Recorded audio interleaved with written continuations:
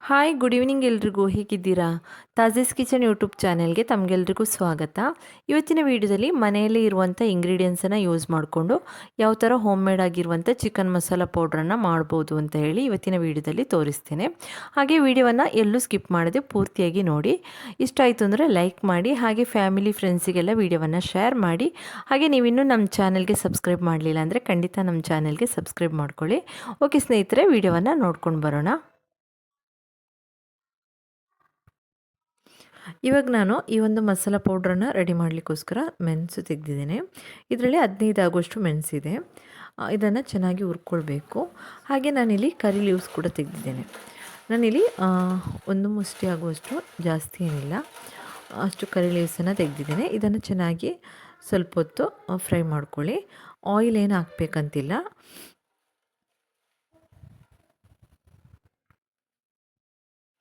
ಹಾಗೆ ಇವಾಗ ರಂಜಾನ್ ಕೂಡ ಬಂತಲ್ವ, ಮೇ ಬಿ ಫೆಬ್ರವರಿ ಲಾಸ್ಟ್ ವೀಕಲ್ಲಿ ರಂಜಾನ್ ಸ್ಟಾರ್ಟ್ ಆಗ್ಬೋದು. ಆ ಟೈಮಲ್ಲೆಲ್ಲ ನಮಗೆ ಜಾಸ್ತಿಯಾಗಿ ಮಸಾಲ ಪೌಡ್ರ್ಗಳು ಜಾಸ್ತಿ ಯೂಸ್ ಆಗ್ತದೆ.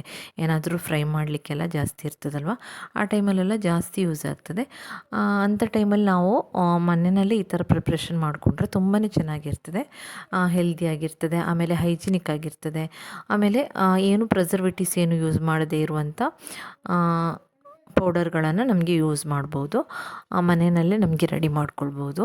ಹಾಗೆ ಇದಕ್ಕಿಂತ ಮುಂಚಿನ ವೀಡಿಯೋದಲ್ಲಿ ನಾನು ಗರಂ ಮಸಾಲ ಪೌಡ್ರ್ ಯಾವ ಥರ ಮಾಡೋದು ಅಂತ ಹೇಳಿ ಒಂದು ವೀಡಿಯೋ ಅಪ್ಲೋಡ್ ಮಾಡಿದ್ದೀನಿ. ಯಾರಾದರೂ ನೋಡಲಿಲ್ಲ ಅಂದರೆ ಒಮ್ಮೆ ಚೆಕ್ ಮಾಡ್ಕೊಳ್ಳಿ.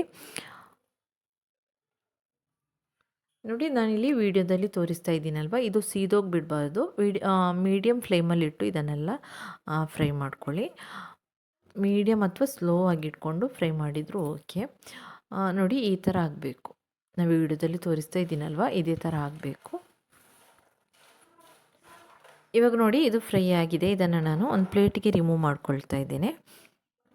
ಹಾಗೆ ನಾನಿಲ್ಲಿ ಅದೇ ಪ್ಯಾನ್ಗೆ ನಾನಿಲ್ಲಿ 3 ಟೇಬಲ್ ಸ್ಪೂನ್ ಆಗುವಷ್ಟು ಕೊತ್ತಂಬರಿ ಬೀಜವನ್ನು ಹಾಕ್ಕೊಳ್ತಾ ಇದ್ದೇನೆ.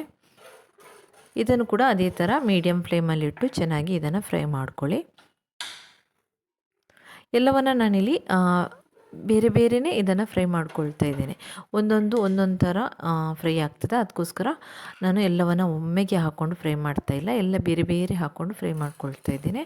ಇವಾಗ ಅದೇ ಪ್ಯಾನ್ಗೆ ನಾನಿಲ್ಲಿ ಕಡಲೆಬೇಳೆ ಇದೆ ನೋಡಿ, ಅದನ್ನು ಹಾಕ್ಕೊಳ್ತಾ ಇದ್ದೇನೆ. 1 ಟೇಬಲ್ ಸ್ಪೂನ್ ಆಗುವಷ್ಟು ಕಡಲೆಬೇಳೆಯನ್ನು ಹಾಕ್ಕೊಳ್ತಾ ಇದ್ದೇನೆ. ಇದನ್ನು ಕೂಡ ಚೆನ್ನಾಗಿ ಫ್ರೈ ಮಾಡಿಕೊಂಡು ರಿಮೂವ್ ಮಾಡ್ಕೊಳ್ತಾ ಇದ್ದೇನೆ.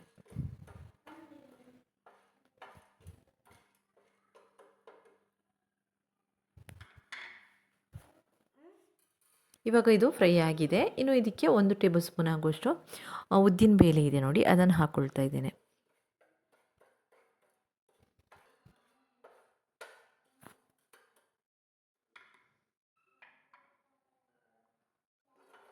ಇದು ಕೂಡ ಇವಾಗ ಫ್ರೈ ಆಯಿತು. ಇನ್ನು ಇದಕ್ಕೆ 1 ಟೇಬಲ್ ಸ್ಪೂನ್ ಆಗುವಷ್ಟು ಕಾಳು ಮೆಣಸು ಹಾಕ್ಕೊಳ್ತಾ ಇದ್ದೇನೆ. ಬ್ಲ್ಯಾಕ್ ಪೆಪ್ಪರ್ ಇದೆ ನೋಡಿ, ಅದನ್ನು ಹಾಕ್ಕೊಳ್ತಾ ಇದ್ದೇನೆ. ಇದನ್ನು ಕೂಡ ಸ್ವಲ್ಪ ಹೊತ್ತು ಫ್ರೈ ಮಾಡ್ಕೊಳ್ಳಿ.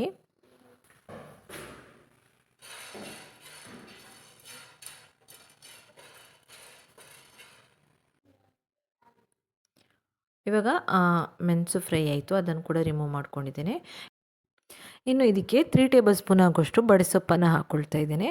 ಹಾಗೆ 1 ಟೇಬಲ್ ಸ್ಪೂನ್ ಆಗುವಷ್ಟು ಜೀರಿಗೆಯನ್ನು ಹಾಕ್ಕೊಳ್ತಾ ಇದ್ದೇನೆ. ಎರಡನ್ನು ಚೆನ್ನಾಗಿ ಫ್ರೈ ಮಾಡ್ಕೊಳ್ಳಿ.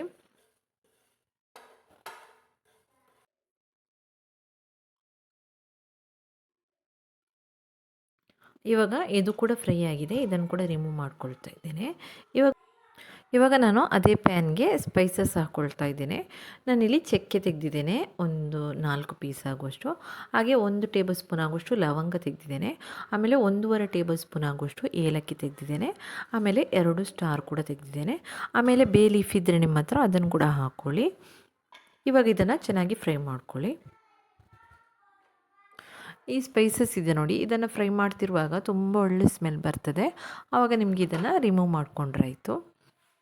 ಇವಾಗ ನಾನು ಅದೇ ಪ್ಯಾನ್ಗೆ 1/2 ಟೇಬಲ್ ಸ್ಪೂನ್ ಆಗುವಷ್ಟು ಟರ್ಮರಿಕ್ ಪೌಡ್ರನ್ನ ಹಾಕ್ಕೊಳ್ತಾ ಇದ್ದೇನೆ. ಇದನ್ನು ಕೂಡ ಹಾಗೆ ಸ್ಲೋ ಆಗಿ ಇಟ್ಕೊಂಡು ನೀವು ಸ್ವಲ್ಪ ಬಿಸಿ ಮಾಡಿಕೊಂಡ್ರೆ ಸಾಕು.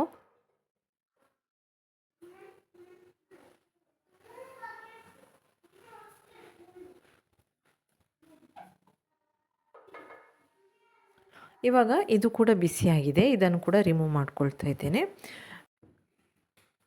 ಈ ಫ್ರೈ ಮಾಡಿರುವಂಥ ಎಲ್ಲ ಇಂಗ್ರೀಡಿಯೆಂಟ್ಸ್ ಇದೆ ನೋಡಿ, ಇದನ್ನೆಲ್ಲ ತಣ್ಣಗಾಗಲಿಕ್ಕೆ ಒಂದು ಪ್ಲೇಟ್ಗೆ ಹಾಕ್ಕೊಂಡಿದ್ದೆ.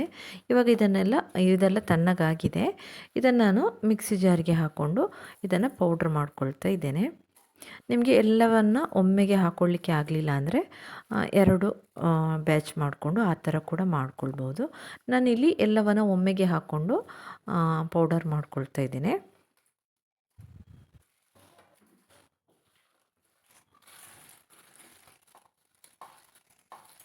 ನಿಮಗೆ ಈ ಒಂದು ಮಸಾಲ ಪೌಡ್ರನ್ನು ಯೂಸ್ ಮಾಡಿಕೊಂಡು ನಾನ್ ವೆಜ್ ಕರಿಗಳು, ಸುಕ್ಕ ಎಲ್ಲವನ್ನು ಕೂಡ ಇದರಲ್ಲಿ ನಿಮಗೆ ರೆಡಿ ಮಾಡ್ಬೋದು. ಹಾಗೆ 1 ಟೇಬಲ್ ಸ್ಪೂನ್ ಆಗುವಷ್ಟು ಹಾಕ್ಕೊಂಡ್ರೆ ಸಾಕಾಗ್ತದೆ, ತುಂಬ ಒಳ್ಳೆ ಟೇಸ್ಟ್ ಕೊಡ್ತದೆ. ಹಾಗೆ ಇದನ್ನು ನಿಮಗೆ ಏರ್ಟೈಟ್ ಕಂಟೈನರ್ ಡಬ್ಬದಲ್ಲಿ ಹಾಕಿ ನಿಮಗೆ ಇದನ್ನು ಸ್ಟೋರ್ ಕೂಡ ಮಾಡ್ಬೋದು. ತುಂಬ ದಿನಗಳವರೆಗೂ ಇದು ಕೆಡೋದಿಲ್ಲ, ತುಂಬ ಚೆನ್ನಾಗಿರ್ತದೆ.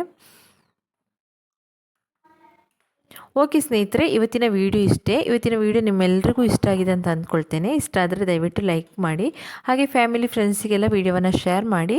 ಹಾಗೆ ನೀವಿನ್ನೂ ನಮ್ಮ ಚಾನಲ್ಗೆ ಸಬ್ಸ್ಕ್ರೈಬ್ ಮಾಡಲಿಲ್ಲ ಅಂದರೆ ಖಂಡಿತ ನಮ್ಮ ಚಾನಲ್ಗೆ ಸಬ್ಸ್ಕ್ರೈಬ್ ಮಾಡ್ಕೊಳ್ಳಿ.